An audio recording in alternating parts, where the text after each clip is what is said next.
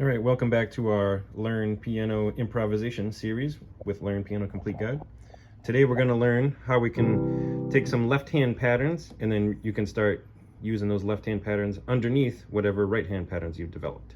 So a few common left-hand patterns. The first one is just to do octaves. So example, C to C is one octave and just alternate low and high. Right, so it's very simple but very effective.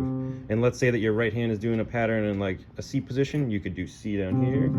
Let's say your right hand moves to A position, then you could do A octaves instead. You could also try doing a third away. So if you're in C octaves here, your right hand could do a phrase with like E position, you know, because it's a third away, it'd probably sound pretty good. Another common thing, if you can't reach one octave, you can do fifths, for example. You could do a fifth alternating with a sixth. A very common blues pattern is to do, and sometimes they add that flat seven, like the dominant note. So that's one thing, is either alternating in any of the three ways I showed you, the octaves, the fifths, or doing that bluesy pattern. Another common approach is to do arpeggios in the left hand. So you can do, for example, right, low, middle, high, middle, low, middle, high, and that'll work with any kind of chord, you know, minor, diminished.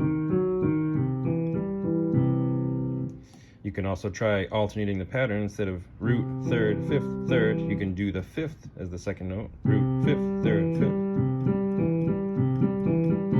Mozart does that in the sonata in C major, right? You can also add a note to it. You can do root, third, fifth, octave, and you can go up and down with it, for example. You could do only up. You could do only down.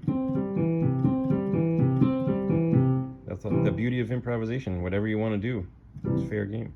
So we talked about arpeggios. We talked about alternating. Let's talk about a walking bass line. So a walking bass line is very common in jazz and blues, and it mostly involves whole steps and half steps. But you can do an occasional skip here and there and still counts as a walking bass line, and it's mostly quarter and eighth notes. So for example,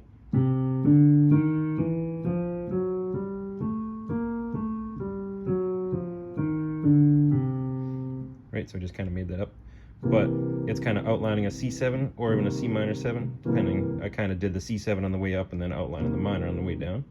But any kind of walking bass line is just something like that.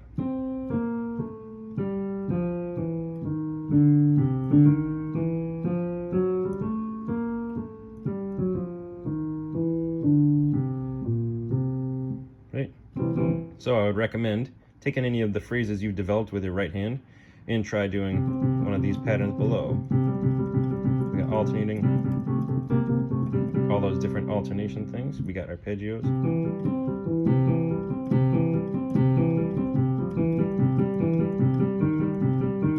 And walking bass lines. So take some of your phrases and try to incorporate both hands now.